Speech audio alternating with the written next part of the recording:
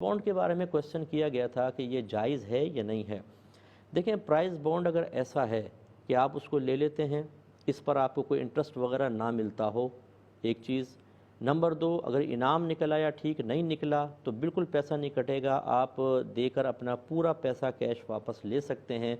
ऐसे price bonds बिल्कुल जायज़ हैं। और अगर ऐसा प्राइस बॉन्ड हो कि आपने मसलन 1 लाख के प्राइस बॉन्ड लिए, नहीं निकला तो आपको 25,000 का नुकसान हो गया, इस ये जुए का मफहूम है। और अगर ये कि इस तरह हो कि प्राइस बॉन्ड आपके पास है, निकल आया ठीक नहीं निकला तो आपको इतने इतने परसेंट इस पर नफ़ा मिलता रहेगा, ये सूद है। तो ये दोनों सूरतें नहीं होनी चाहिए, फिर आप प्राइस बॉन्ड बिल्कुल ले सकते हैं और इसका इनाम अगर निकल आता है वो आपके लिए बिल्कुल तय्यब और हलाल है। इस पर हमारे पास बहुत सारे दलाइल हैं। हाँ, इसमें उलमा के बाज़ की राय मुख्तलिफ भी हो सकती है।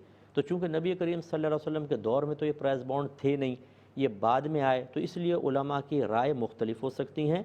कोई इसको नाजायज़ भी कह सकता है और हो सकता है आपने पढ़ा भी हो, लेकिन हमारे नज़दीक दलाइल की रोशनी में ये बिल्कुल तय्यब और हलाल है। ऐसे ही प्राइस बॉन्ड के बारे में क्वेश्चन एक ये भी किया गया था कि जैसे हम पहले लेकर रख लेते हैं और जब बिल्कुल निकलने के करीब आता है तो थोड़े से ऊपर पैसे रख के बेच देते हैं, तो ये जो ऊपर पैसा लिया ये इसकी क्या शरई हैसियत है? तो जवाब ये है कि ये भी बिल्कुल जायज़ है।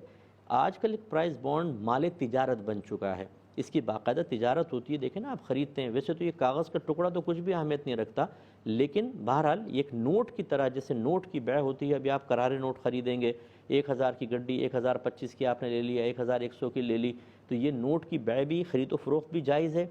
ऐसे ही प्राइस बॉन्ड भी ये एक माल तिजारत है और अक्सर ऐसी होता है कि सीज़न में जब आप चीज़ को बेचते हैं तो थोड़ा सा प्राइस को अप करके बेचते हैं। इसी तरीके से आप प्राइस बॉन्ड को भी ज़्यादा पैसे रख कर बेच सकते हैं, ये बिल्कुल तय्यब और हलाल है। एक क्वेश्चन ये था कि हमारे इलाके में प्राइस बॉन्ड की पर्चियाँ बिकती हैं, या हम पर्चियाँ ख़रीद लेते हैं। जैसे 1 लाख का बॉन्ड है फ़र्ज़ कर लें, तो उसकी पर्चियाँ 25,000 की पर्ची मैंने ले ली, 20,000 की, अगर निकल आए तो उस पर थोड़ा थोड़ा प्रॉफिट मिल जाता है और ना निकल आए तो पैसा ज़ाया हो जाता है। इसकी क्या शरई हैसियत है?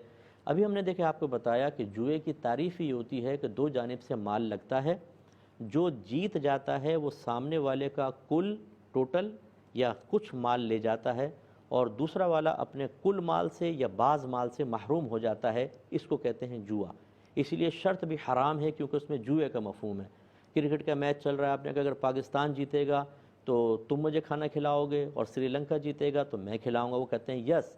अब जो जीतता है, देखें, दूसरे का नुकसान होता है, एक को फ़ायदा होता है, ये जुआ है।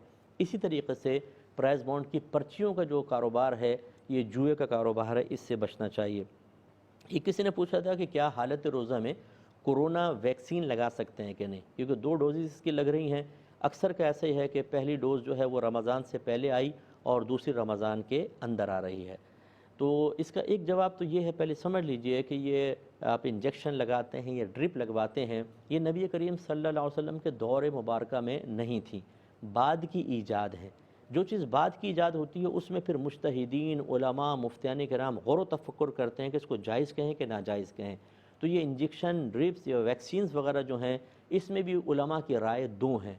बाज़ कहते हैं कि हालत रोज़ा में नहीं लगवा सकते, लेकिन ज़्यादा तादाद में और अक्सर उलमा कहते हैं कि लगवा सकते हैं, इससे रोज़े में कोई फ़र्क नहीं पड़ेगा।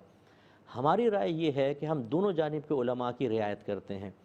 अगर तो इस ड्रिप के बग़ैर, वैक्सीन के बग़ैर या इंजेक्शन के बग़ैर आप आसानी से रोज़ा पूरा कर सकते हैं तो हम कहते हैं एहतियात इसमें है कि ना लगवाएं।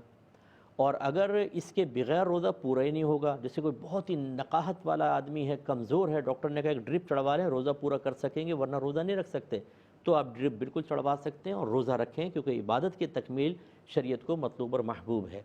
इस तमहीद के बाद आप जवाब समझ गए होंगे कि कोरोना वैक्सीन अगर गवर्नमेंट की तरफ से लाजिम है, जैसे बाहर के मुल्कों के अंदर लाजिम कर दी है वैक्सीन, या फिर आप 50 से अबव हैं और मोहतात हो के आपको लगवाना है, और या गवर्नमेंट आपको तरगीब मुसलसल दे रही है और आप सोचते हैं नहीं लगवाऊंगा, ऐसा ना हो, कोरोना हो जाए, तो बिल्कुल आप लगवाएं। हमारा मशवरा ये होगा कि आप लगवा लीजिए और इससे आपके रोज़े पर इंशाअल्लाह कोई फ़र्क नहीं पड़ेगा।